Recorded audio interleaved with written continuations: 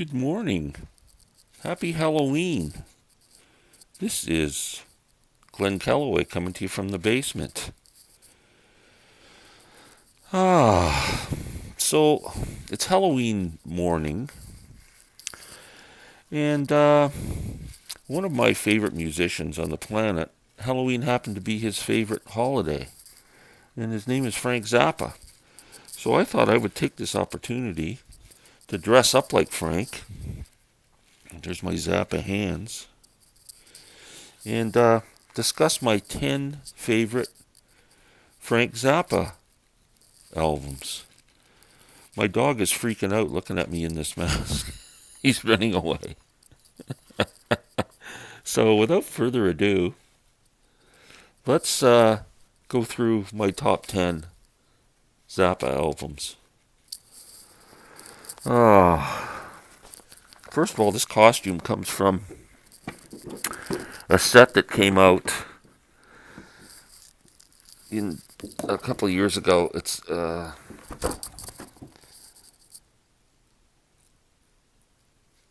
Frank Zappa Halloween from a 1973 show. There's all the people who are in the band. Zappa Records. Great set. It was like a 4-record set. Very cool. Anyway, without further ado, first of all, I got to take these gloves off because I can't handle anything. Hope everyone's doing well. Please subscribe. I'm almost at 749 subscribers. I want to get to 1,000. I don't know how I'm going to do that, but maybe with your help. First of all, I want to show this book I just got. If you're a Frank Zappa fan, I'm amazed. It's the size of a phone book. Look at it. It's huge. And it's heavy. It's called The Big Note, a guide to the recordings of Frank Zappa. It is amazing. So it starts off, it gives all the tour chronologies and who was in each band all through the years that he toured. Every album is in here in alphabetical order with great detail on the recordings and comments and thoughts from people who were there, some of the musicians. I mean, just a wealth of information. Strongly suggest it. It's not, I think it was $44 on Amazon.ca. Charles Ulrich is the guy who wrote it. Supposedly it took him 15 years to write this book. It's really quite a work. He did an amazing job. So, without further ado, number 10, Zoot Allures. Love this album. Released in 1976. It's the only release that was on the Warner Brothers label. Frank had a legal dispute going on with his record company called Discreet Records, and moved to Warner Brothers for one album, and it's Zoot Allures, which is actually a pretty good album. Couple of great songs on here, great guitar tracks, Black Napkins and The Torture Never Stops. Amazing songs. Wind Up Working in a Gas Station was the first track, and Disco Boys on this album. Really, really solid album from start to finish. Very accessible album for anybody who finds Frank a bit hard to get into. Number 9, Waka Jawaka. I know my friend Larry Graves, the Canadian Stud Muffin. Hi, Larry. Has a hard time getting into this album, but I absolutely love it. Released in 1972. It's very jazz influenced, much like Hot Rats, which it mentions Hot Rats on here. It's kind of a sequel to the Hot Rats album, same type of music. One of my favorite Zappa songs is on here, 17 Minutes of Big Swifty. So, great instrumental track. I love this album. Very jazz influenced, I would call it. Live Frank. Love this album. Frank Zappa, the best band you never heard in your life. This is a 2 CD set. I don't think it came out on vinyl. Heavy on covers, which are all really well done and interesting. He kind of screws around with the lyrics a little bit on some of them, but amazing. He does a version of Ring of Fire, Johnny Cash. They do Purple Haze, Sunshine of Your Love, uh, theme from Bonanza for a couple of seconds, Stairway to Heaven, and I thought Whipping Post was on this one too, but maybe not. Anyway, plus there's a lot of great just regular Zappa classics like Cosmic Debris and Zombie Wolf, Zoot Allures, Inca Roads. Yeah, just a great solid 2 CD set. This is awesome if you like. A great band. 1988 tour this was. Great album. Number 7. The second album from the original Frank Zappa and the Mothers, released in 1967, is Absolutely Free. Love this album. Love this album cover. I don't have this on vinyl yet, but it's on my want list. I will get it. I had heard Freak Out pretty early on after it was released. It was released in 66. Oh, this is hard on the eyes. See that they don't make the holes the right way. My eyes are kind of weird. Look at that. Oh, that's scary. Whoa. Don't let the kids watch that. Nightmares. I'd heard Freak Out pretty early on. It came out in 66. I probably heard it early 67. And then so they were on my radar, Mothers of Invention, because it was a pretty cool album. This I bought right away and just loved it. It's still one of my favorite albums. It's released in 67. It's their second album, and each side consists of a mini suite. The song that really blew me away was Brown Shoes Don't Make It. Killer track. And America Drinks and Goes Home, which I played for my aunts and uncles and my mom and dad one time, and they just laughed their heads off. Next, speaking of Freak Out, the first Mothers of Invention album, arguably the first double rock album. It's between this and Blonde on Blonde, I think, but both amazing albums from the same year.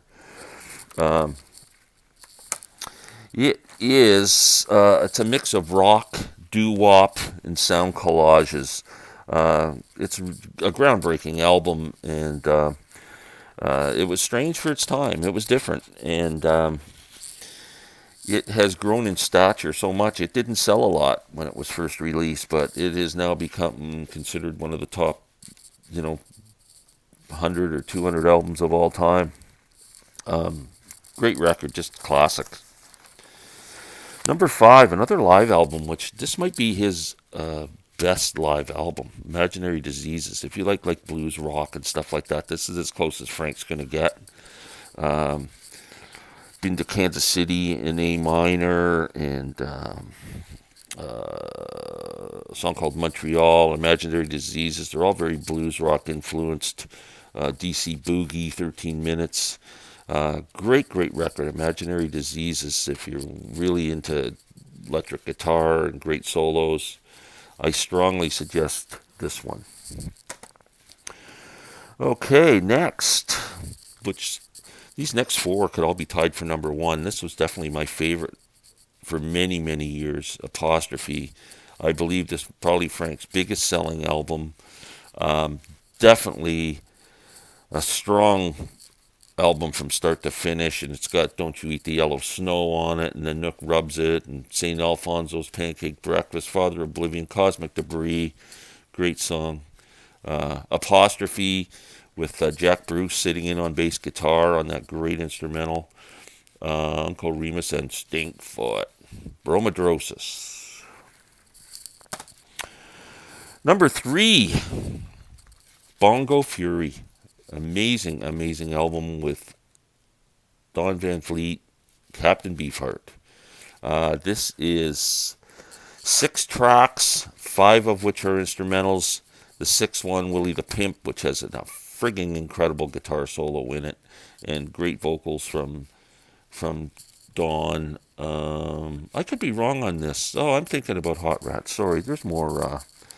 I'm misleading you guys. It's live in studio recordings. I'm starting to mix this up with Hot Rats. Um, yeah, Van Fleet's all over this album. Let's start over on Bongo Fury. It is one of my favorite albums. A mix of concert and studio tracks. A lot of great songs on here. Deborah Cadabra, Carolina Hardcore, Ecstasy's a great song. Toofter's Froth, Wyoming Plans Ahead is pretty cool. Cucamonga, Muffin Man is a classic. Great album. This got me interested in Captain Beefheart. And then I tried to get into Beefheart, and I tried with Trout Mask Replica and couldn't get it. It was just too far out for me. And again, my friend Larry has been helping me through my Beefheart journey by spoon feeding me some albums, and I'm finally officially a Beefheart fan. And guy's amazing. And this is an awesome album, Bongo Fury, number 3. Number 2, Burnt Weenie Sandwich. Love this album. It's a very structured album. There's mostly studio stuff, a bit of live stuff interspersed in there somewhere.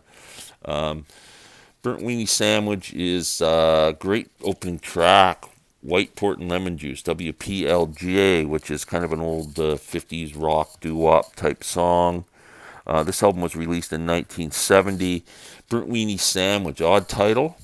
It came from, it's actually a meal that Frank used to eat, and one of his favorite meal was to make a burnt National Hebrew hot dog, put it between 2 pieces of bread with mustard, and that was his go-to meal. That was a burnt weenie sandwich. Very structured album, like tracks, or there's not a lot of collages and stuff in it.